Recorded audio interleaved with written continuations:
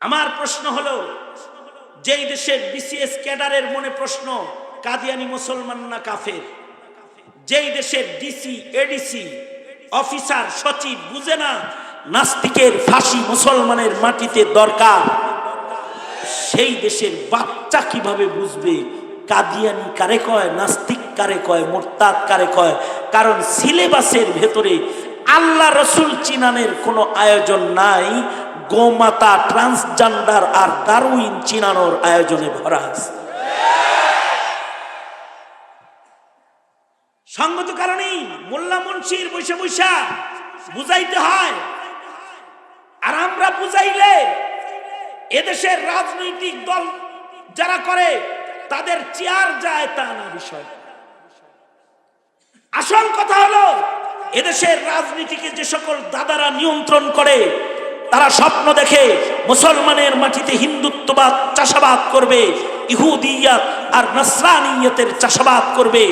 আলেমদের বক্তব্য শুনলে ওদের কলিজায় আগুন লেগে যায়, কারণ ওরা বোঝে যাদের কাছে মৌলবীর বক্তব্য চলে গেল তাদেরকে ধোঁকা দেওয়ার সম্ভব হবে না। সুতরাং যুবক, তুমি রাজনীতি করো, তুমি কোন দল করবা, কি রাজনীতি করবা, বিশ্লেষণ তোমার। কিন্তু মনে রাখবে, দেশের যেই রাজনীতিকে কোরআন হাদিস সমর্থন করে না, সেই রাজনীতি তোমাকেও বেঈমান বানাবে। তোমাকে যদি বেঁচে যাও কোনো কারণে তুমি, তবে এই রাজনীতি যদি করতে থাকো, তাহলে 17 কোটি মুসলমানের মাটিতে, ইসলামের ঘাঁটিতে, শাহজালালের বাংলায় এক সময় আযান দেওয়ার মানুষ তালাশ করে পাবা না, তালাশ করে পাবা না।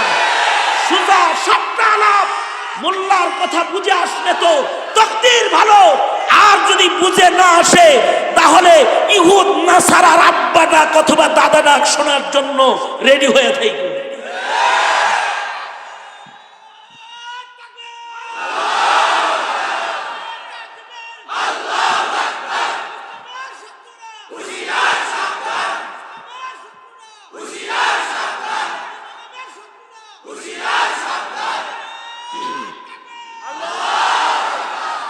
আলেম হিসাবে আমি আপনাদেরকে, আমি যেহেতু কোনো দলের চেয়ারম্যান অথবা মহাসচিব না, হ্যাঁ, হেফাজতে ইসলামের যুগ্ম মহাসচিবের একটা পদ আমার আছে, যে কারণে আমার জেল পাক্কা ছিল। এই রাজনীতি তো করি না,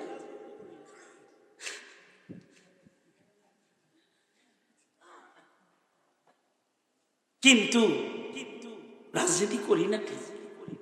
তোমাদেরকে একটা সামনের জীবন, কারণ এখন এমন এক সরকার আছে, এরপরেই হয়তো কোনো নির্বাচনের সরকার ক্ষমতায় আসবে, তাই তো? এই আসবো কিনা আর কোনোদিন তা জানি না, তবে একটা কথা বলে দিয়ে যাই, তার ব্যালটে সিল মারিস না যে কাদিয়ানির পক্ষে কথা কয়, তার ব্যালটে সিল মারিস না যে নাস্তিকের দালাল হয়, তার ব্যালটে সিল মারিস না যে তোর সন্তানের ইমানের চিন্তা করে না। খালি ডিজিটাল বাংলাদেশ করলে হবে না, ইমানদারির বাংলাদেশ যারা করবে তাদের রাজনীতির এজেন্ডাকে নিয়ে সামনে বাড়বি। এর খেলাফ চলবি তো মুসলমানের মাটির ঘাটিতে তুই আক্রমণ করে মুসলমানের ইমান নষ্ট করবি। কথা খুব সোজা সাপটা। সুতরাং আগামী আমার ভোট হবে ইসলামের পক্ষের ভোট, আমার সন্তানের ইমান রক্ষার ভোট, আমার মায়ের পর্দা রক্ষার ভোট। কথা আওয়াজ করে জোরে বলেন, ঠিক না বেঠিক? জোরে বলেন।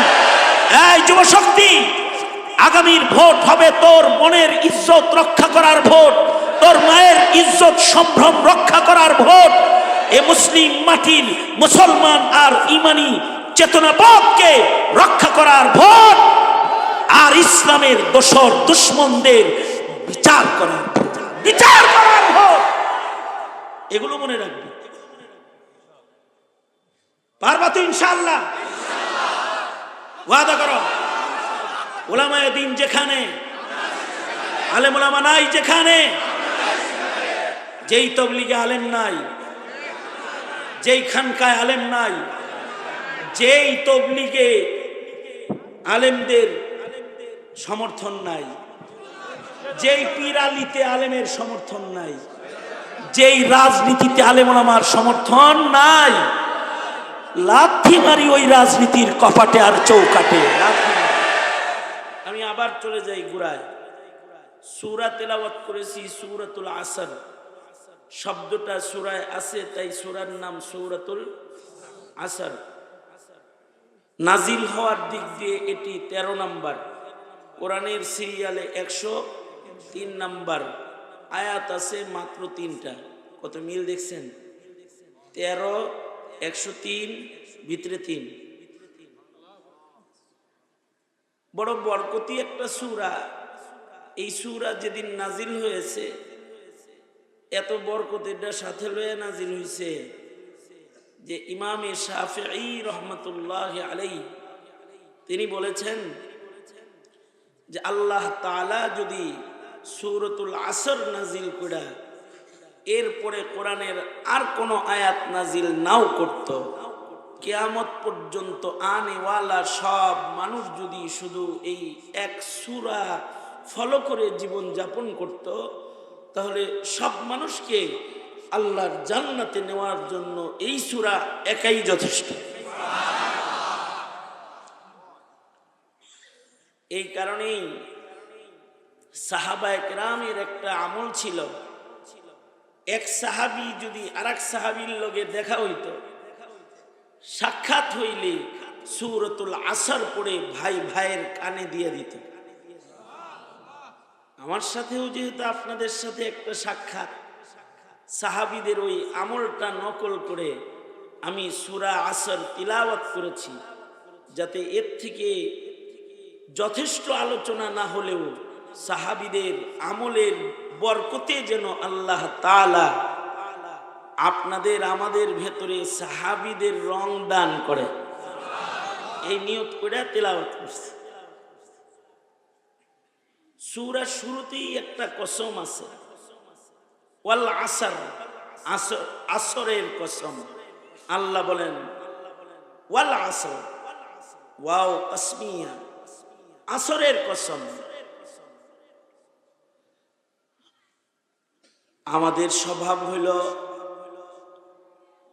আমরা কখনো যদি কসম করি তাইলে আমরা আমাদের কথাকে শক্ত করার জন্য, কথাকে ওজনদার বানাইবার জন্য আমরা কসম করি। এই তুই এই কামটা করছস, মাইকলা বেশি মুসরি করলে বোকা খাইবা,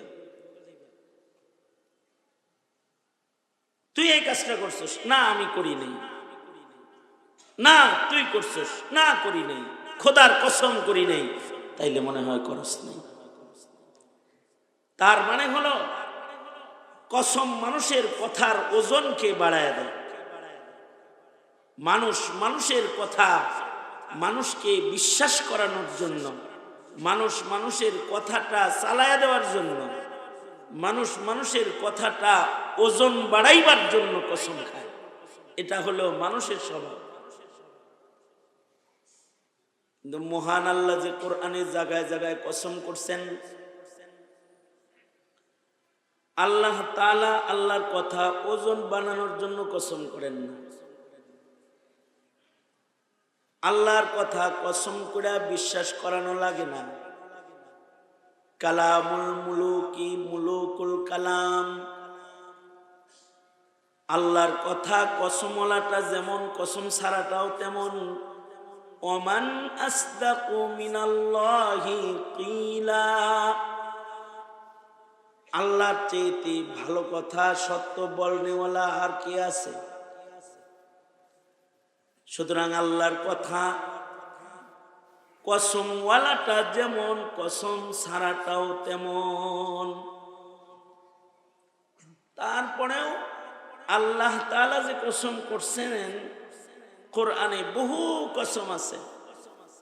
এই কসমগুলো আল্লাহর কথার ওজন বাড়ানোর জন্য না, বরঞ্চ মানুষকে যেই জিনিসের কসম করেছেন সেই জিনিসের দিকে দৃষ্টি আকর্ষণ করে মানুষের ঈমানকে মজবুত করার জন্য আল্লাহ তাআলা কসম করছেন, ওই জিনিসটার দিকে দৃষ্টি আকর্ষণ করছেন। ওইটা দেখো, এটা দেখো, ওয়াল কাসর ওয়াল ফাজর, ফজর দেখো, ওয়াশ শামস সূর্য দেখো, ওয়াল কামার চন্দ্র দেখো, ওয়াল আসর আসরের দিকে একটু তাকাও। সবগুলোর ভেতরে তাকাইলেই ঈমান বেড়ে যাবে। তার মানে সূর্য সব সময় আলো দেয় না, কখনো ডুবে যায়, তুমিও ডুবে যাবা।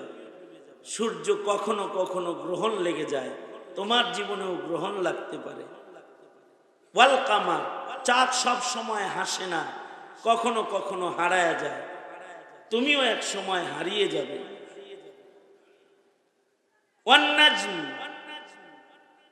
তারকারাজির কসম, তারকা সব সময় দেখা যায় না, একটা সময় আসবে তোমাকেও দেখা যাবে না।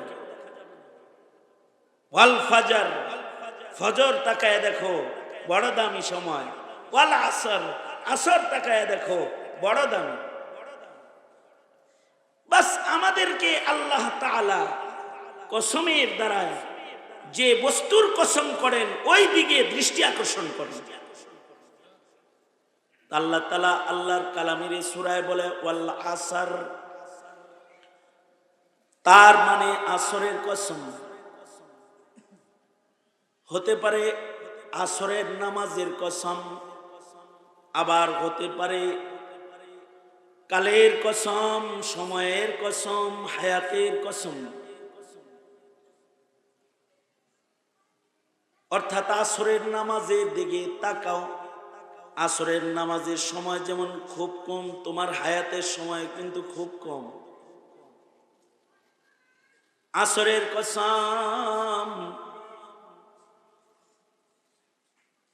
আসরের গুরুত্ব দাও, আসর দামি, আসরের নামাজও দামি, আসরের সময়টাও দামি। সব কিছুর ভেতরে দামি আর কম দামি আছে, সব কিছুর ভেতরে সরদার আছে। নামাজের ভেতরে সরদার নামাজ আছে, রোজার ভেতরে সরদার রোজা আছে, হজের ভেতরে ছোট হজ বড় হজ আছে, ইবাদতের ভেতরে বেশি দামি কম দামি ইবাদত আছে, সরদার ইবাদত আছে। মানুষের ভেতরে সরদার মানুষ আছে, ফিরিস্তার ভেতরে সরদার ফিরিস্তা আছে। যেমন ফিরিস্তাদের সরদার হযরত জিবরাইল, মানুষের সরদার আমার নবী মুহাম্মাদুর রাসূলুল্লাহ সাল্লাল্লাহু আলাইহি ওয়াসাল্লাম। জমিনের ভেতরে সরদার জমিন আছে, আহাব্বুল বিলাদি ইলাল্লাহি মাসাজিদুহা, সরদার জমিন। মসজিদের ভেতরে সরদার মসজিদ আছে, বাইতুল আতিক, মসজিদুল হারাম, মসজিদুল আকসা, মসজিদুন নবী। সরদার মসজিদের নাম, যে মসজিদের নামাজের সওয়াব বেশি, মসজিদের ইবাদতের পাওয়ার বেশি, মসজিদটা সরদার মসজিদ। এক রাকাত নামাজ পড়লে লাখ রাকাতের সওয়াব জমা হয়ে যায়। পাহাড়ের ভেতরে সরদার পাহাড় আছে, সফা মারওয়া, ইন্নাস সাফা ওয়াল মারওয়াতা মিন শাআইরিল্লাহ। পাহাড়ের পরে দাঁড়াইলে গুনাহ মাফ হয়ে যায়, দোয়া কবুল হয়ে যায়। পাথরের ভেতরে সরদার পাথর আছে, চুমা দিলে গুনাহ টেনে নেওয়া যায়। হাজারুল আসওয়াদ, মাকামি ইব্রাহিম, পানির ভেতরে সর্দার পানি আছে আবে জমজম। সর্দার পানির নাম। জান্নাতের ভেতরে সর্দার জান্নাত আছে ফিরদাউস। জান্নাতি শরাবের ভেতরে দামি শরাব, দামি পানি, হাউজে কাউসার। রাতের ভেতরে সর্দার রাত আছে লাইলাতুল কদর ওয়া লায়ালিন আশার ওয়া লাইলাতুন নিসফি মিন শাবান। শবে বরাতের রাত, জিলহজের 10 রাত, রমজানের কদরের রাত, সর্দার রজনী, সর্দার রাত। দিনের ভেতরে সর্দার দিন আছে ইয়াউমুল আরাফা, ইয়াউমুল জুমআ। উম্মতের ভেতরে সর্দার উম্মত আছে উম্মতে মুসলিমা, যার নাম আইসে দুনিয়াতে পড়ে কিন্তু জান্নাতে যাবে সবার আগে।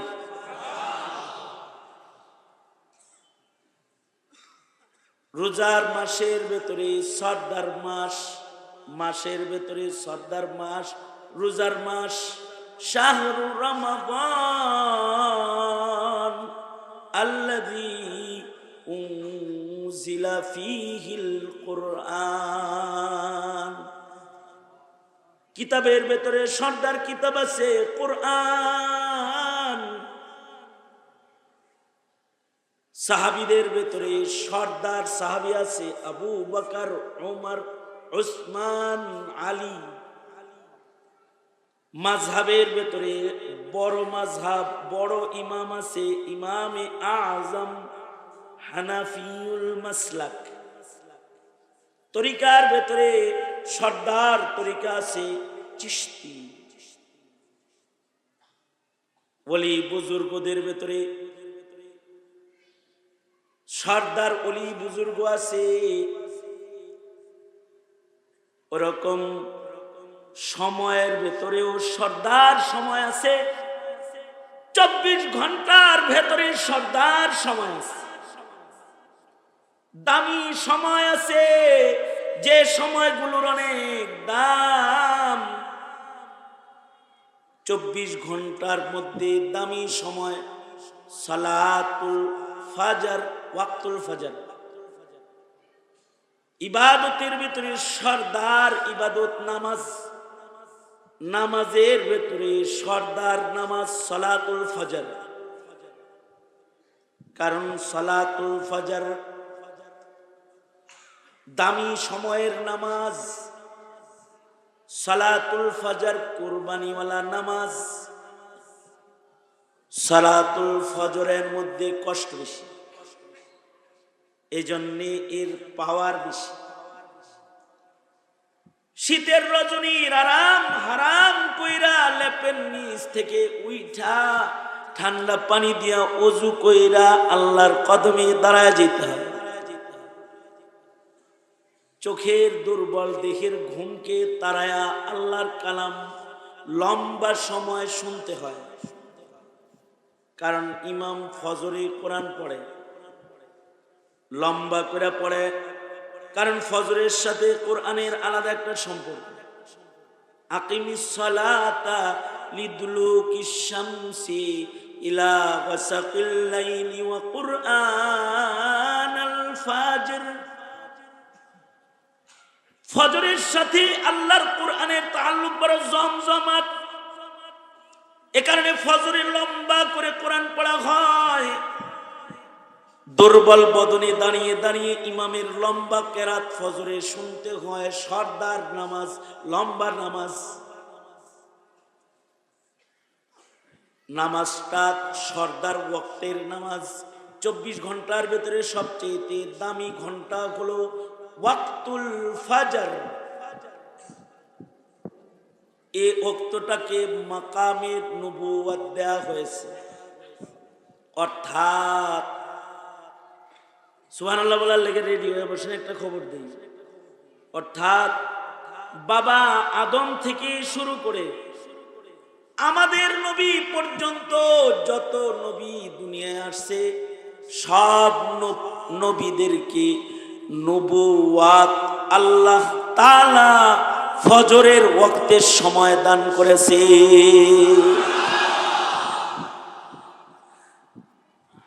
এ কারণে এই ওয়াক্তটা সরদার ওয়াক্ত, যারা ফজর হিফাজত করে তারা সরদার হয়ে যায়। ফজর যেহেতু সরদার, আমির যেহেতু আছে, ওজির তো থাকবে। ফজরের পরেই যেই সময়টার মূল্য সবচেয়ে বেশি সেটা হলো ওয়াক্তুল আসর, আসরের সময়। এ কারণে নামাজের ভেতরেও আসরের নামাজ এক গুরুত্বপূর্ণ নামাজ। আল্লাহ তাআলা সবাইরে নামাজ পড়তে বলছে, হাফিজু আলাস সালাওয়াত ওয়াস সালাতিল উসতা। আল্লাহ বলে তোমরা সবাই 5 ওয়াক্ত নামাজ পড়ো, সব নামাজের হিফাজত করো, বিশেষভাবে আসরের দিক, বিশেষভাবে আসর হিফাজত করো। মাঝের নামাজ আসরের নামাজটা বিশেষভাবে খেয়াল করে পড়ো। আসরের নামাজের কথা আল্লাহ তাআলা বিশেষভাবে বলেছেন। এ কারণে ফজর তো দিয়েছে নবুয়াত, আসর যারা গুরুত্বের সাথে পড়ে আল্লাহ তাআলা তাদের দেয় বেলায়াত। আসরে হিফাজতকারীকে আসরে বেলায়াত দেওয়া হয়। এই কারণে খাজা কুতুবউদ্দিন মুখতিয়ার কাকি রহমাতুল্লাহি আলাইহি উনি চাইতেছিলেন যে ওনার জানাজাটা, ওনার জানাজার নামাজ এটা একজন ওলি বুজুর্গে পড়াক। তো ওলি বুজুর্গ বাচ্চা বের করবো কেমনে? কে ওলি আর কে জানাজার ইমামতি করবে? ওলি বুজুর্গ বের করতে খাজা কুতুবউদ্দিন উনি বলে গেলেন, জানাজা রেডি হইলে মানুষ যখন জানাজা পড়তে আইব তখন বলবা 4 গুণ যার ভেতরে আছে তিনি জানাজার নামাজ পড়াবেন। 1 নাম্বার, যার জীবনে বালেগ হওয়ার পর থেকে আজকের জানাজা পর্যন্ত কোন নামাজ তাকবীরে উলা কাজা নেই, জিন্দেগিতে তাকবীর উলা কাজা নেই।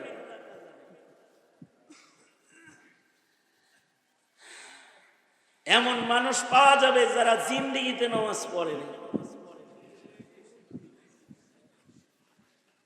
আর এখানে শর্ত হলো সে জানাজার নামাজ পড়াবে যার বালেগ হওয়ার পর থেকে আজকের জানাজা পর্যন্ত কোন নামাজের তাকবীরে উলা ছুটে নাই।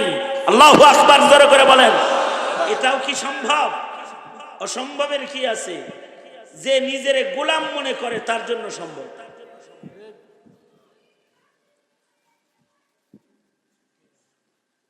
সুবহানাল্লাহ বলার লাগে আবার রেডি হয়ে বসে। আরেকজন বুজুর্গের নাম বলি, সাঈদ ইবনে মুসাইয়িব রাহমাতুল্লাহি আলাইহি। তিনি সুদীর্ঘ 40 বছর লাগাতার শুধু তাকবীরে উলা সহকারে নামাজ পড়েছে তা না, মুয়াজ্জিন আযান দেওয়ার আগে 40 বছর উনি মসজিদের পয়লা কাতারে যেয়ে বসে থাকতেন।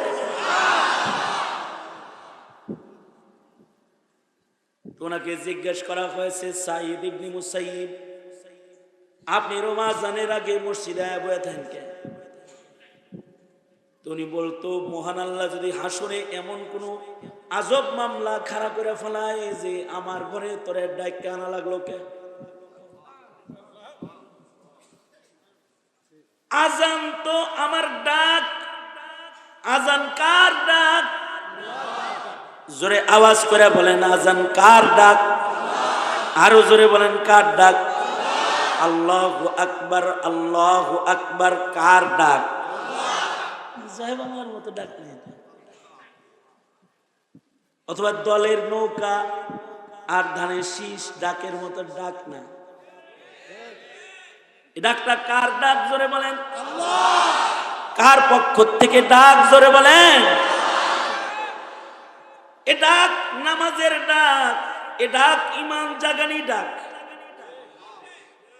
এ ডাক ইলায়ে কালিমাতুল্লাহর ডাক, এ ডাক বাতিলের ভীতির ডাক,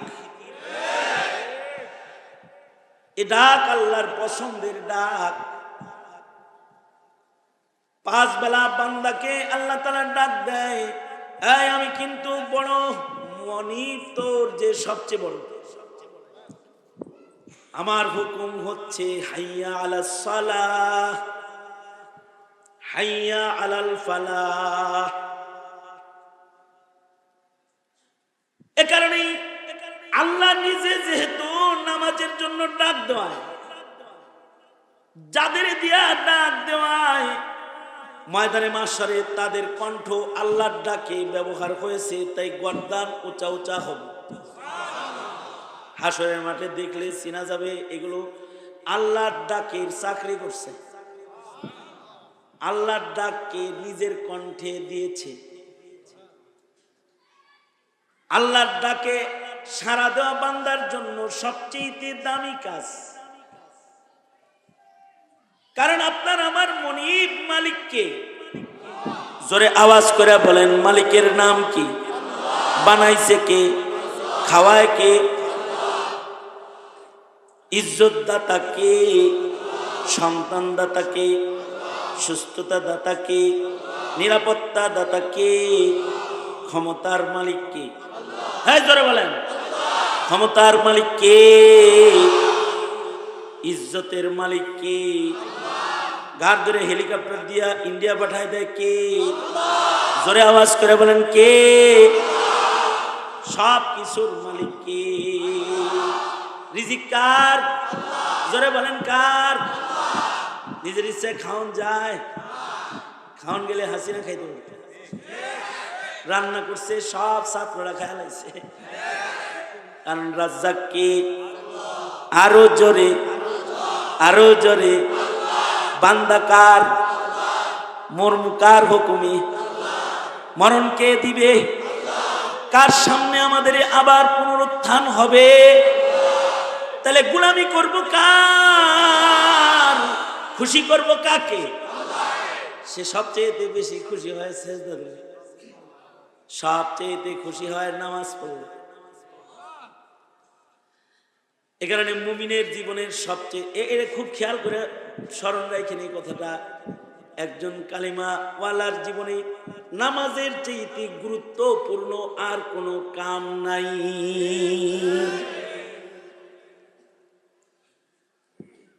হজ আর একজনকে দিয়ে করান যায় অসুস্থ হয়ে গেলে,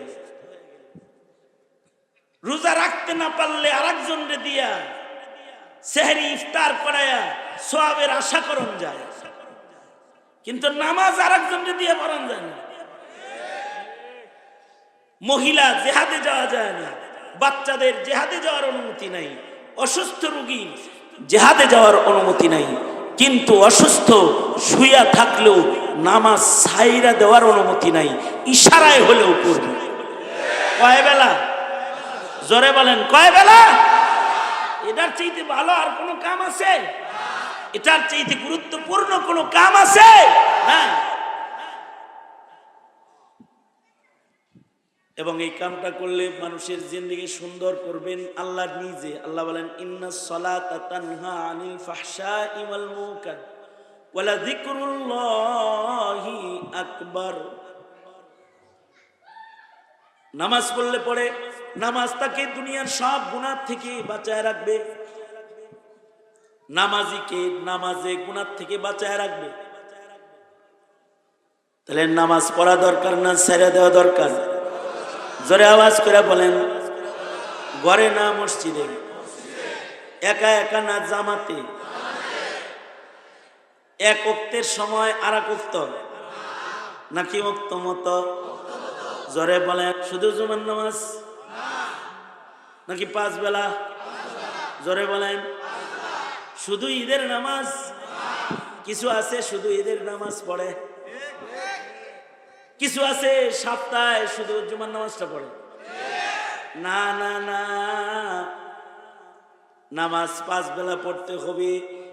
এক ওয়াক্ত নামাজ যদি কেউ ইচ্ছা করে ছাড়ে, তাহলে ইমাম আহমদ বিন হাম্বল বলে তার গর্দান কেটে দাও, কারণ সেই নামাজ ছাড়ার কারণে মুরতাদ হয়ে গেছে। আর ইমামে আজম আবু হানিফা রহমাতুল্লাহ আলাইহি বলেন, যে নামাজ পড়ে না তাকে জেলখানায় পাঠায় দাও, কারণ যে নামাজ পড়ে না আল্লাহর জমিনে হাঁটার অধিকার তার নাই, আল্লাহর সূর্যের আলো দেখার অধিকার তার নাই, আল্লাহর গাছের ছায়ার নিচে বসার অধিকার তার নাই। বেনামাজির চেহারা আল্লাহর গোলামদের দেখানোর কোনো দরকার নাই। ইমামে আজম বলে, ইচ্ছা করে নামাজ ছাড়লে তারে জেলখানায় পাঠায় দাও। 16 বছর সরকার উল্টা বুঝছে, বেনামাজি আর বেঈমান ধইরা ধইরা সংসদে পাঠাইছে, আর মোল্লা ধইরা জেলে পাঠাইছে। পুরাটাই উল্টা বুঝছে। যেটা নামাজ পড়ে না ওর বাইরে থাকার অধিকার নেই, ও জেলখানায় থাকবে। এটা হলো আল্লাহর পছন্দ। হ্যাঁ, বেনামাজির একজনে পছন্দ করে। আপনারা বলেন। আর বেঈমান যে, আমার কথা খুব সূক্ষ্ম, কারণ আমার কথা না তো, সুন্দর সুন্দর কথা, মুরব্বীদের কথা। বেঈমানকে পছন্দ করে শয়তান? না না, বেনামাজি যে ওরে পছন্দ করে শয়তানে, আর বেঈমান যে তাকে পছন্দ করে বেঈমানে। বেঈমানে এ কারণে ঈমানদারের সম্পর্ক হয় আল্লাহর লগে, আর বেঈমানের সম্পর্ক হয় বেঈমানের লগে, কাফেরের লগে, নাস্তিকের লগে, মুরতাদের লগে, ইহুদির লগে, নাসারার লগে, মুশরিকের লগে। আর যে বা ঈমান, ঈমানওয়ালা, আমলওয়ালা, তার সম্পর্ক হয় কার সাথে? জোরে চিল্লায় আওয়াজ করে বলেন, আল্লাহর সাথে। আমার যুব সমাজ, তোমরা যারা আছো, তোমরা নামাজকে জরুরি কাম মনে করো না। তোমাদেরকে বলছি, তোমার জীবনের সবচেয়ে দামি কাম হলো নামাজ। সবচেয়ে দামি কাম কি? জোরে বলেন। তাহলে যে সকল যুবকদের নামাজের প্রতি গুরুত্ব নাই, তোমরা যদি বলো হুজুর এমনি কোরআন হাদিস না দিয়ে আপনি পাও ধরে কোন, আহ তোমার পাও ধরে বলবো, নামাজ পড়ো। নামাজ ছাড়া কিন্তু আল্লাহর আদালতে নাজাত নাই। বেনামাজির জান্নাতের চাবি নাই, জান্নাতে ঢুকার লাইন নাই। সবার আগে নামাজের হিসাব হবে, সবার আগে। এ কারণে আল্লাহ তাআলার নামাজ হিফাজত করতে বলে 4 ওয়াক্ত তো হিফাজত করো, সেগুলো সহজ, কিন্তু ওয়াল আসর, আসরের কসম, এটারে বিশেষভাবে দেখ। আমি কসম খাইছি, এটা আল্লাহ কারণ কসম করেছি, এটার দিকে দৃষ্টি আকর্ষণ। ওয়াসসালাতিল উসতা, আসরের নামাজটা বিশেষভাবে হেফাজত করো, কারণ হলো এটা দুর্বল ওয়াক্তের নামাজ।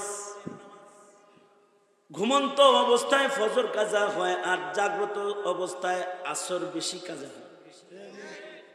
ঘুমন্ত অবস্থায় কাজা হয় ফজর, আর জাগনা অবস্থায় কাজা হয় আসর। আমি যখন আসলাম স্পিড বোর্ডে নামছি, নামার পরে আমার রাহবারে বলতেছে হুজুর মাদ্রাসায় যায় নামাজ পড়ো, এবং গরম পানি করছে আমার জন্য যে আমি আসরে এসে পড়বো মাদ্রাসায়। আমি রাস্তায় ঘুরে দেখি যে শয়তানে তো ধরছে, এটা আরো দেরি হবে তো মাকরু ওয়াক্তের দিকে চলে যাবে। সুতরাং ওই পর্যন্ত যাওয়ার দরকার নাই, গাড়ি রাস্তায় ব্রেক করো। ওয়াসসালাতিল উস্তা, অবহেলা করলেই কাজা হইয়া যায়। বাজার করা শেষ করছে, আজান হইছে, বাজার মসজিদে নামাজ পড়বে, বাজার কই রাখবে না বাজ্যে এই পড়ি। বাড়ি যাইতে যাইতে রিক্সার চাক্কা পাঞ্চার হইয়া নামাজ চলে গেছে, ওজুর জায়গাও নাই, মসজিদও নাই, নামাজ পড়ার জায়গায় নেই, হেনে চাক্কা পাঞ্চার হয়েছে। বাড়ি পর্যন্ত পৌঁছে গেছে, দরজাও খুলছে, কিন্তু বাচ্চায় দরজা খুলছে। দরজা হঠাৎ করে ধাক্কা দিছে, তারা খোঁড়া করে, তো বাচ্চার কপালে লাগে কপাল ফাটছে। বউয়ের বুতানির ডরে, বকা খাওয়ার ডরে বাচ্চা লয়ে দৌড়ে ডাক্তারের কাছে আইছে। ফাটা সেলাই করতে করতে মাগরিবের আজান দিছে। অবহেলা করলেই জাগ্রত অবস্থায় কাজা হয়ে যায়। এমন একটা নামাজের নাম আসরের নামাজ। আল্লাহ আসরের কসম করে বলে, ওয়াল আসর, আসরের কসম। অবহেলা করলে যেমন সূর্য ডুবে যায়, আসর চলে যায়। ওয়াল আসর, আসরে তাকাও। অবহেলা করলে তোমার হায়াত সূর্য পাট করে ডুবে যাবে, দেখবা আজরাইল সামনে খারাস। হায়াত যদি খালি অবহেলা করো, এটা আসরের নামাজের মতো হঠাৎ করে শেষ হয়ে যাবে। আর হতে পারে আল্লাহ তাআলা হায়াতেরই কসম করেছেন। আল্লাহ বলেন, ওয়াল আসর, হায়াতের কসম, কালের কসম। কারণ হায়াতের অনেক দাম। 1 মিনিট হায়াত হইলে আল্লাহর জান্নাত কেনন যায়। একবার হায়াতে কালমা পড়তে পারলে জান্নাতের মালিক হয়ে যায়। মুসলিম ঘরে 1 সেকেন্ড হায়াত পাইলে মুসলিম গুরুস্থানে মিল্লাতে রাসূলে দাফন হয়ে যায়। শুধুই মাত্র জন্মের পরে 1 সেকেন্ডের একটা কান্নার আওয়াজ পাওয়া গেছে, এবার তার জন্য কাফন রেডি হয়েছে, আতর গোলাপ দিয়ে তারে সাজাইছে, সুন্দর করে তার জন্য কবর খনন করেছে, মুমিনদের বাজারে তাকে দাফন করেছে। নামানোর সময় বিসমিল্লাহি ওয়া আলা মিল্লাতি রাসূলিল্লাহ বলে নামাইছে।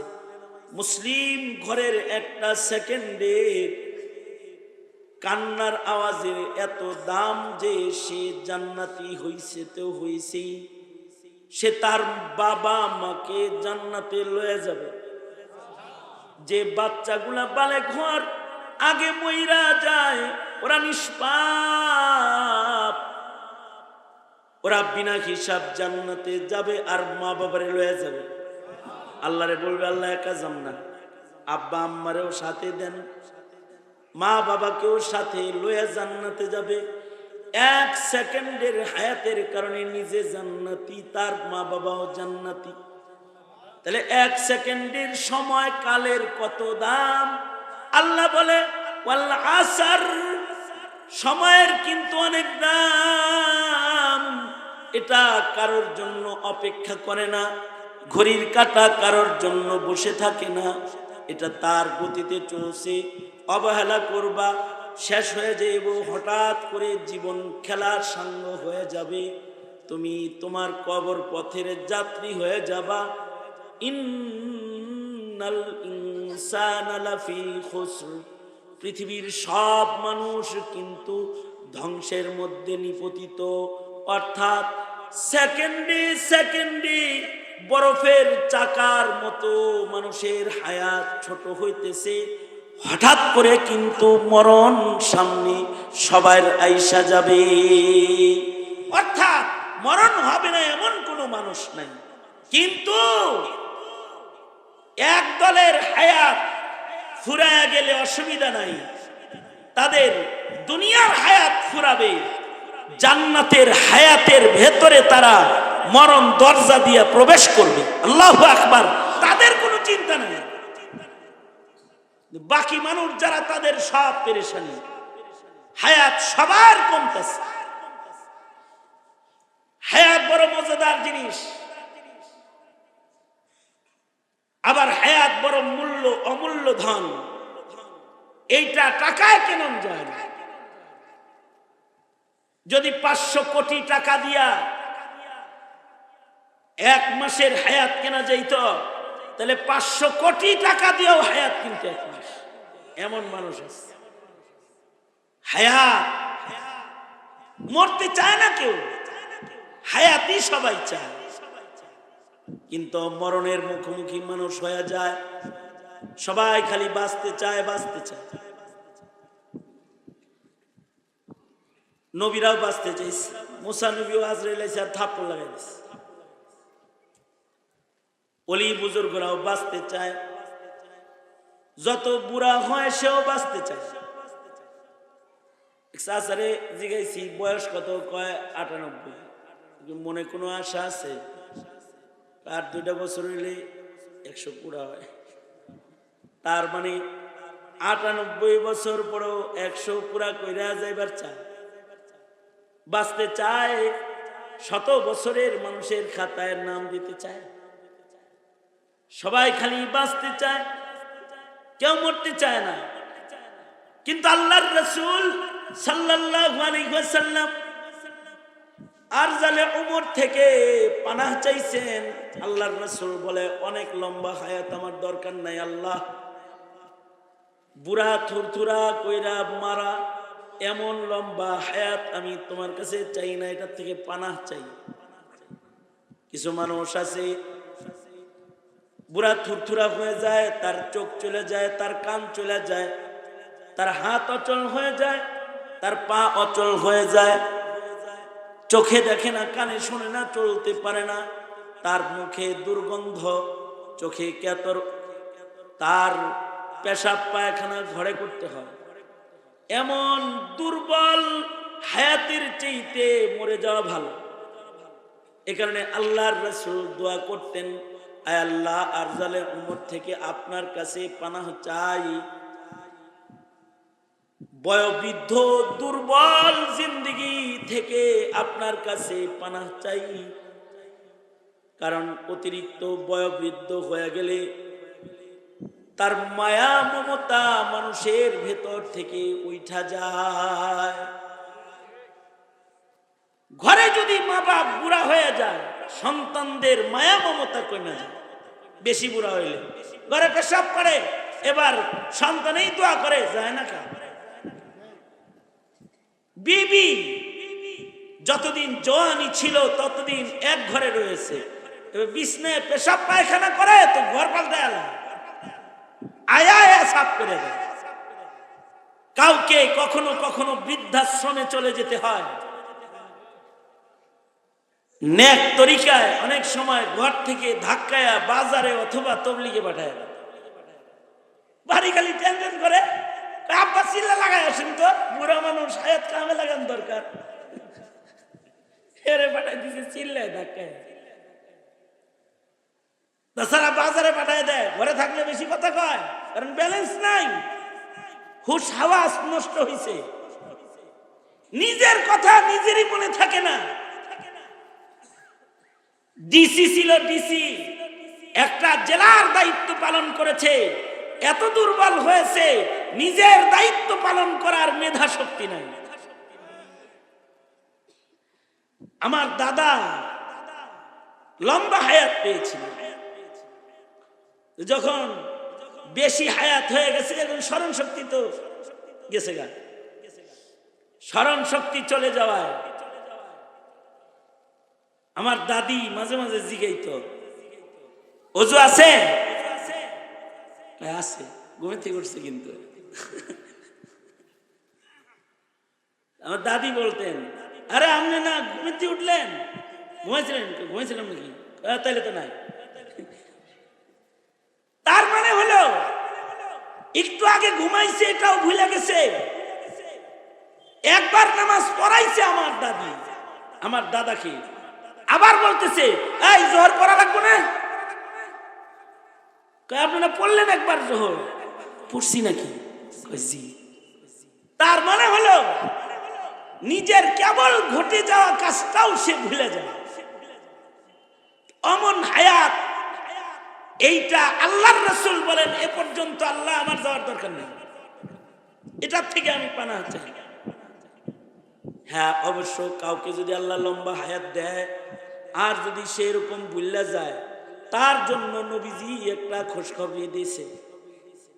নবীজি বলে যে বৃদ্ধ হওয়ার কারণে দুর্বল হয়ে গেছে, হাইটা মসজিদে যাইতে পারে না, অসুস্থ হওয়ার কারণে জামাতে শামিল হইতে পারে না, চোখে দেখে না, রাতের আধারে চলতে পারে না, ফজর জামাতে পড়তে পারে না, বয়স বেশি, তাহলে এটা কি তার জন্য গজব নাকি? আল্লাহর রাসূল বলে না না, সে যে জোয়ান সময়ে ইবাদত করেছে, বার্ধক্যজনিত কারণে তার ইবাদতের কম হওয়াটাকে কম হিসেবে আল্লাহ তাআলা লেখে না। তার জিন্দেগীর স্বর্ণ যুগের ইবাদতের জিন্দেগীর আদলে আল্লাহ তাআলা এই বৃদ্ধ মানুষদেরকে সব দান করে। সুবহানাল্লাহ। এই কারণেই বুড়া বয়সে ইবাদত ধরলে বুজুর্গি না। তবে জোয়ান বয়সে কেউ যদি নামাজি হয়, বৃদ্ধ বয়সে তাকবীরে উলা ছুটে গেলেও সওয়াব পায়, ওইটা হলো বুজুর্গি। এ কারণে আল্লাহর রাসূল বলেছেন শাবুন নাশা ফি ইবাদাতিল্লাহ, আরশে আজিমের ছায়া পাবে ওই যুবক যারা যৌবনে ইবাদত করেছে। আল্লাহু আকবার, জোরে করে বলেন আল্লাহু আকবার। কারণ যৌবনে ইবাদত করলে বুড়া হয়ে যাওয়ার পরেও যৌবনের ইবাদতের সব বৃদ্ধকে দান করা হয়। সুতরাং তাহলে বুঝে থাকলে বলেন, বুড়া বয়সের ইবাদতের দাম বাড়বে, যৌবনের ইবাদত ছাইরা না যৌবনের ইবাদত কইরা। তবে আল্লাহর রাসূল একটা হায়াত চেয়েছেন, আল্লাহর রাসূল দোয়া করেছেন আল্লাহুম্মা বারিক ফি হায়াতি, অর্থাৎ ওগো আল্লাহ আপনি আমার হায়াতেও বরকত দান করেন, বরকতওয়ালা হায়াত দান করেন। ওই হায়াতের দরকার নাই যেই হায়াতে নামাজ নাই, ওই হায়াতের দরকার নাই যেই হায়াতে কোরআন তেলাওয়াত নাই, ওই হায়াতের দরকার নাই যেই হায়াতে রাতের নামাজ নাই, ওই হায়াতের দরকার নাই যেই হায়াতে আপনার গোলামি নাই। কারণ যেই হায়াতে আল্লাহর গোলামি আছে ওই হায়াতটা অল্প হলেও অনেক দামি। সুবহানাল্লাহ। এ কারণে আল্লাহর কাছে সব সময় বরকতওয়ালা হায়াত চাইবেন। রজব শাবান আসলে আল্লাহর রাসূল হায়াত চাওয়ার দোয়া শিখাইছেন আলাদা, কারণ মুমিনের জীবনে রমজানের চাইতে বরকত আর কিছুতে নাই। ঠিক কিনা? জোরে আওয়াজ করে বলেন, আরো জোরে আওয়াজ করে বলেন। কারণ রমজানে আছে লাইলাতুল কদর, রমজানে নফলে ফরজ, ফরজে 70 গুণ বৃদ্ধি, দোজখ বন্ধ, জান্নাত খোলা, ইবলিস তালা, ইবাদতের লজ্জত মজা দিয়া ভরা। আল্লাহু আকবার, জোরে করে বলেন।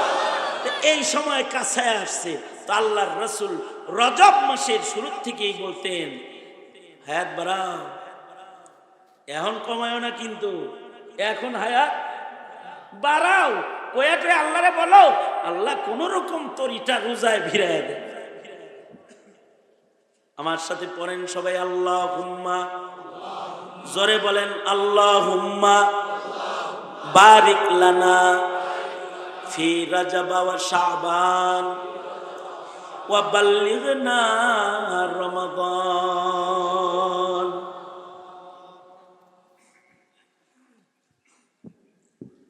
আমি সূরা আর ঢুকবো না, এই কসম পর্যন্তই শেষ আছে। কারণ হলো আমি যেহেতু প্রতিদিন কথা বলি, তাই আমার কথার একটা পরিমাপ থাকাটাই জরুরি। হায়াত বাকি তো মুলাকাত বাকি, মুলাকাত বাকি নসিহত বাকি। তবে একটা কথা বলে আলোচনা শেষ করতেছি আমি, সেটা হলো এই, আমার কাছে এক ঔষধ কোম্পানির লোক আইছে মাহফিলের তারিখ নিতে। কি হ্যাঁ, আয়সা উনি ওনার পদ, পজিশন, পরিচয় সব দিছে।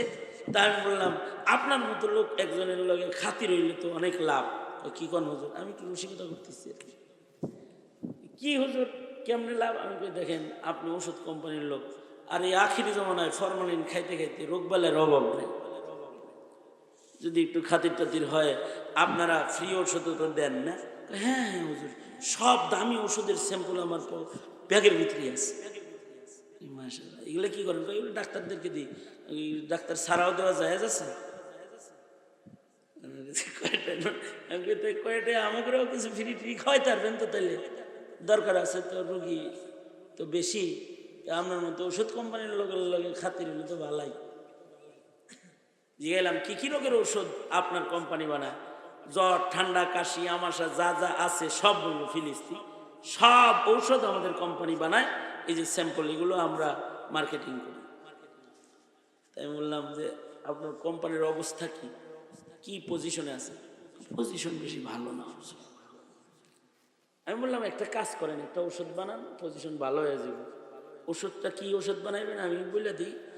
ওষুধের উপরে লিখবেন হায়াত বড়ি। লিখবেন বড়ির নাম দিবেন এটা হায়াত বড়ি।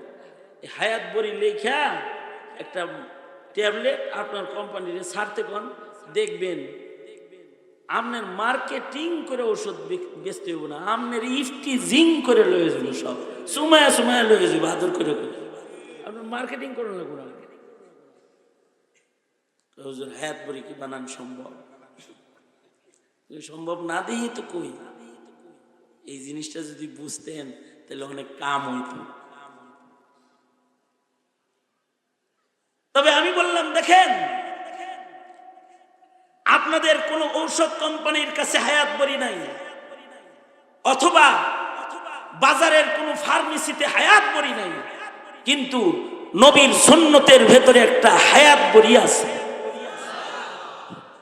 নবীর সুন্নত আমলের ভেতরে একটা হায়াত বড়ি আছে। সেই বড়িটা রজব শাবানে গিলতে হয়। কারণ আল্লাহর রাসূল এই উম্মতকে অযথা কোনো আমল শিখায় না। নবীজি নিজের থেকে কোনো আমল শিখায় নাই, অযথা কোনো আমল শিখায় নাই। নবী বলে রোজার মাস আইলে আল্লাহরে বলো আল্লাহ হায়াত বাড়ায়া দেন, রমজানে পৌঁছায়া দেন। তার মানে হলো রজব শাবানের দুয়ার বরকতে আল্লাহ তাআলা মুমিনের হায়াত বাড়ায়। আল্লাহু আকবার, জোরে করে বলে। এখন আপনি বলবেন দোয়াও করলাম হায়াত তো বাড়লো না, বাপেরও দোয়া করাইলাম আব্বা মরে গেল খেতে। তাহলে আপনার জন্য একটা সুখবর আল্লাহর রাসূল দিয়ে গেছেন, সেটা হলো এই দোয়া করার পরেও যদি কেউ মরে যায় তাইলে রমজানের ইবাদতের সওয়াব আল্লাহ তাআলা শুধু দোয়ার কারণে তার আমলনামার মধ্যে জমা করে দিবে। এবার দোয়াটার ফজিলত তো বুঝছেন ভালো, কি নড়াচড়া দেন, বুঝেন নাই ফজিলতটা? দোয়াটা করা দরকার না? পড়েন আমার সাথে, ভালো করে পড়েন। আল্লাহুম্মা বারিক লানা ফি রাজাব ওয়া শাবান ওয়া বাল্লিগনা রমাদান। রজব শাবানে হায়াত চাইবেন রমজান পাওয়ার জন্য। রমজান পাইতে চায় কারা? আরে আপনারা তো পাইতে চানি, হেডা কই নেই। রমজান পাইতে চায় কারা? ইবাদত করে যারা। বলেন আমার সাথে বলেন, কিছু মানুষ আছে রমজান আইলে পরে পেরেশানিতে পড়ে, হায় রে কি যে করবো রে, খালি ডাক্তার দেখায়, কোন রকম রোজা না রাখার একটা প্রেসক্রিপশন করান। রমজান আইলে খুশি হয় তারা, ইবাদত করে যারা। বলেন রমজান আসলে খুশি হয় কারা? রমজান আসলে খুশি হয় কারা? ইমানদার যারা। রমজান আসলে খুশি হয় কারা? ইমানদার যারা। রমজান আসলে খুশি হয় তারা, ইবাদত বন্দিগি পছন্দ করে যারা। রমজান আসলে খুশি হয় তারা, জান্নাতের আশা করে যারা। ঠিক কিনা? জোরে বলেন, আওয়াজ করে বলেন। জান্নাতের আশা করে যারা। রমজানে খুশি হয় তারা, মাগফিরাত কামনা করে যারা, রমজান আগে আসলে খুশি হয় তারা, আল্লাহকে পাইতে চায় যারা, তখন তারা রাতের নামাজ, দিনের তেলাওয়াত, সিয়াম সাধনা সবকিছু, লাইলাতুল কদর এগুলো দিয়ে কারে খোঁজে? জোরে বলেন। সুতরাং রমজানে যে ইবাদত করবে এই আশায় 2 মাস যে দোয়া করতেছে, তাকে আল্লাহ তাআলা শুধু দোয়ার কারণেই গোটা রমজানের ইবাদত করার সওয়াব তাকে আল্লাহ তাআলা দান করবে, যদিও সে রমজান আসার আগে মারা যায়। তাহলে বলুন, দোয়াটা করলে লাভ হয় না লস হয়? 1 নম্বর লস, হায়াত যদি বেড়ে গেল। যদি দোয়া কবুল হয় তাহলে হায়াত বাড়বো কয় মাসের? না পাক্কা 11 মাসের। কারণ ওই যে রজব আর শাবান, এটা তো আপনি রজব মাসেও এইভাবে পড়বেন, শাবান মাসেও এইভাবেই পড়বেন। শাবান মাসে আল্লাহুম্মা বারিক লানা ফি শাবান ওয়া বাল্লিগনা রমাদান, এটা পড়বেন না। শাবান মাসেও পড়বেন আল্লাহুম্মা বারিক লানা ফি রজব ওয়া শাবান, তার মানে এই শাবান, সামনের রজব সুদ্ধা আরো হায়াত চাই। 1 রমজান না, রমজান আমি 2টা চাই। কয়টা চাই? জোরে আওয়াজ করে বলেন, কয়টা চাই? যদি দোয়া কবুল হয়ে যায় তাহলে তো হায়াত বাড়বো 1 বছর, আর 1 রমজান পাইবেন। আর নবীর নিয়তের হাদিস প্রমাণ করে আপনি যে দুয়ার বরকতে সওয়াবটা পাবেন, একটার অবশ্যই না, কমও যদি দেয় তাহলে 20 রমজানের সওয়াব পাইবেন। মিনিমাম যদি মরে যান তাহলে নিয়তের কারণে এটা তো পাইবেন। আর আশা করছিলেন ইবাদতের, পুরা ইবাদতের সওয়াবই পাইবেন।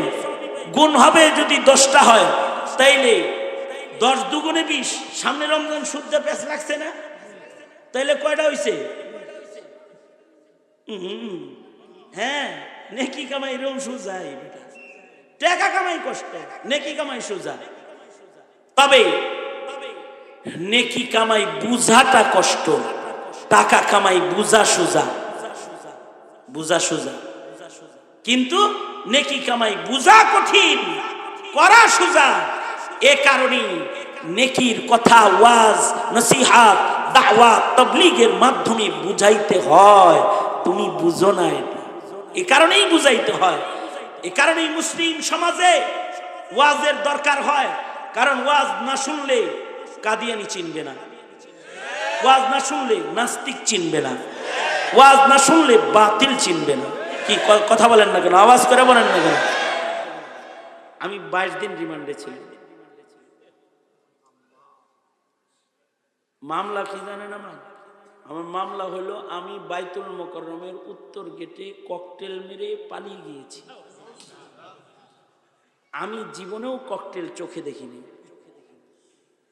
আমি পুলিশকে বললাম, যেই তারিখে মামলা, এই তারিখে আমি তো ঢাকা ছিলাম না। পুলিশকে, আপনি তো বরিশাল ছিলেন, আমরা জানি। আমি বললাম, মামলা এই তারিখে হলো, এইভাবে গ্রেফতার করা হলো, এটা কোনো বৈধ কাজ হলো? পুলিশ কয় উপরের নির্দেশ। আমি বললাম, উপরের আরো নির্দেশ আছে, অপেক্ষা করেন। কয় হুজুর বদদোয়া দিবেন না, আমরা কর্মচারী হুজুর, বদদোয়া দিবেন। কিন্তু এমন জাহেল মূর্খ পুলিশও আছে। এ তো নেককার পুলিশের বক্তব্য। আর জাহেল পুলিশ যেটা রিমান্ডে এসে আমার জিগায়, হুজুর এত উত্তেজনাকর বক্তব্য আপনি দেন কেন? আমার বক্তব্য ছেড়ে দিছে টিভিতে, ছেড়ে দিয়া বড় স্ক্রিনে দেখায়, আর হকি স্টিকার স্ট্যাম্প নিয়ে আমার রিমান্ড করতেছে। এরকম উত্তেজনা কেন? কাদিয়ানি কাফের এরকম লাফাইতে হইব? আমি বললাম, কেন, কি হয়েছে? না, কাদিয়ানিদের সাথে একটু মিউচুয়াল করে চলা যায় না। সবচেয়ে দুঃখজনক প্রশ্ন হলো তার, সে বলে, হুজুর কাদিয়ানির কি আসলে কাফের? আপনি জানেন না?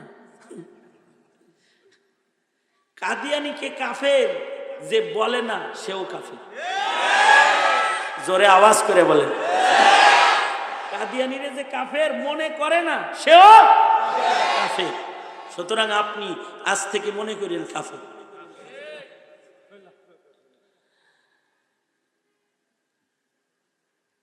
আমার প্রশ্ন হলো, যেই দেশের বিসিএস ক্যাডারের মনে প্রশ্ন কাদিয়ানি মুসলমান না কাফের, যেই দেশের ডিসি এডিসি অফিসার সচিব বুঝে না নাস্তিকের ফাঁসি মুসলমানের মাটিতে দরকার, সেই দেশের বাচ্চা কিভাবে বুঝবে কাদিয়ানি কারে কয়, নাস্তিক কারে কয়, মোরতাদ কারে কয়? কারণ সিলেবাসের ভেতরে আল্লাহ রসুল চিনানের কোনো আয়োজন নাই, গোমাতা, ট্রান্সজেন্ডার আর ডারউইন চিনানোর আয়োজনে ভরা আছে। সঙ্গত কারণেই মোল্লা মুন্সির বৈশা বৈশা বুঝাইতে হয়, আর আমরা বুঝাইলে এদেশের রাজনৈতিক দল যারা করে তাদের চেয়ার যায় তা না বিষয়। আসল কথা হলো এদেশের রাজনীতিকে যে সকল দাদারা নিয়ন্ত্রণ করে তারা স্বপ্ন দেখে মুসলমানের মাটিতে হিন্দুত্ববাদ চাষাবাদ করবে, ইহুদিয়াত আর নাসরানিয়াতের চাষাবাদ করবে। আলেমদের বক্তব্য শুনলে ওদের কলিজায় আগুন লেগে যায়, কারণ ওরা বোঝে যাদের কাছে মৌলবীর বক্তব্য চলে গেল তাদেরকে ধোঁকা দেওয়ার সম্ভব হবে না। সুতরাং যুবক, তুমি রাজনীতি করো, তুমি কোন দল করবা, কি রাজনীতি করবা, বিশ্লেষণ তোমার। কিন্তু মনে রাখবে, দেশের যেই রাজনীতিকে কোরআন হাদিস সমর্থন করে না সেই রাজনীতি তোমাকেও বেঈমান বানাবে।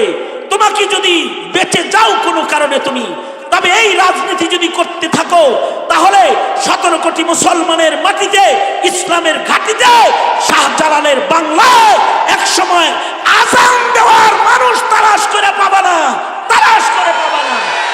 সুজা সবটা আলাপ মোল্লার কথা বুঝে আসলে তো তকদির ভালো, আর যদি বুঝে না আসে তাহলে ইহুদ নাসারার আব্বা ডাক অথবা দাদা ডাক শোনার জন্য রেডি হয়ে থাকবে।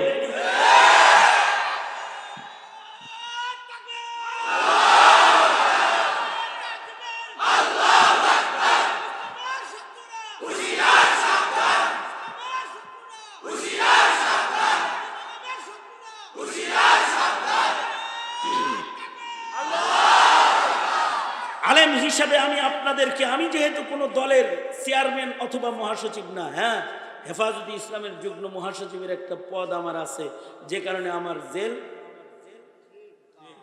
পাক্কা ছিল। এই রাজনীতি তো করি না,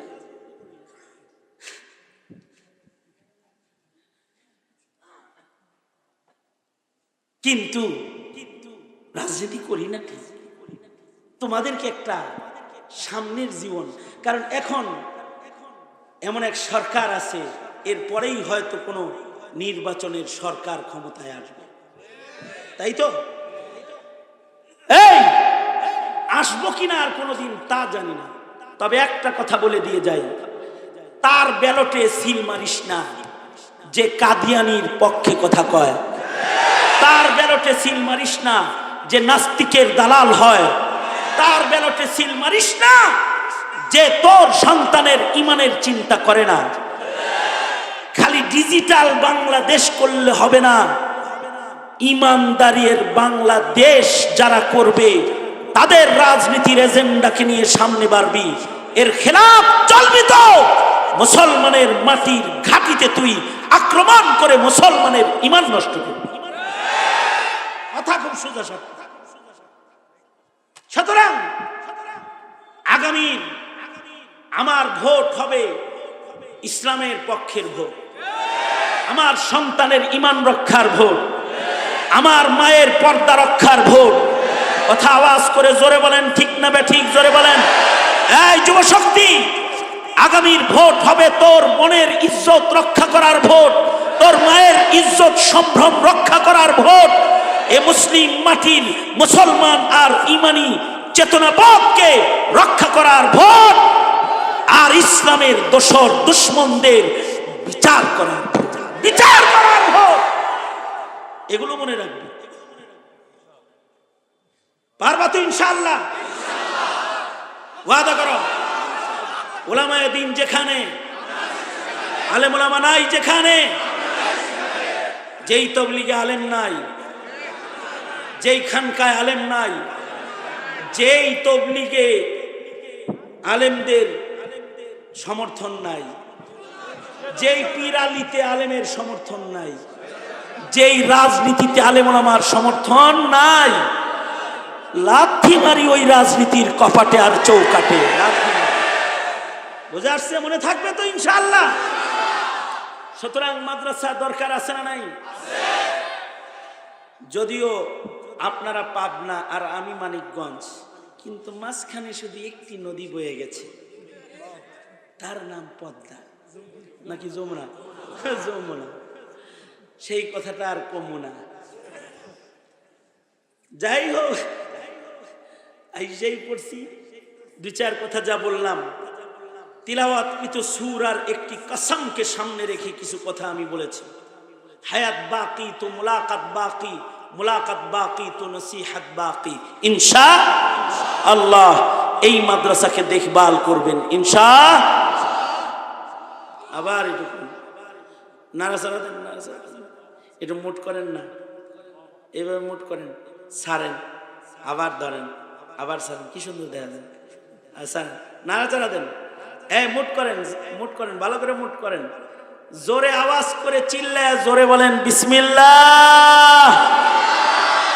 এই উপরে 4 তলার কাজ চলতেছে, একটু পকেটে হাত ঢুকাইয়া দেন। আর বেশি না, 10টা 1000 টাকার নোট 10 জন দিবেন, এদের জন্য দোয়া করব আশারায়ে মুবাশশারার সাথে আল্লাহ জান্নাত দেয়। 1000 টাকা দিবেন নগদ, আর 10 জন, আর দেন দেন দেন দিয়ে আসেন, নিয়ে আসেন, নিয়ে আসেন। মুসাফা করবো আমরা, ছাত্ররা রুমাল নিয়ে ভেতরে ঢুকে পড়ো, যে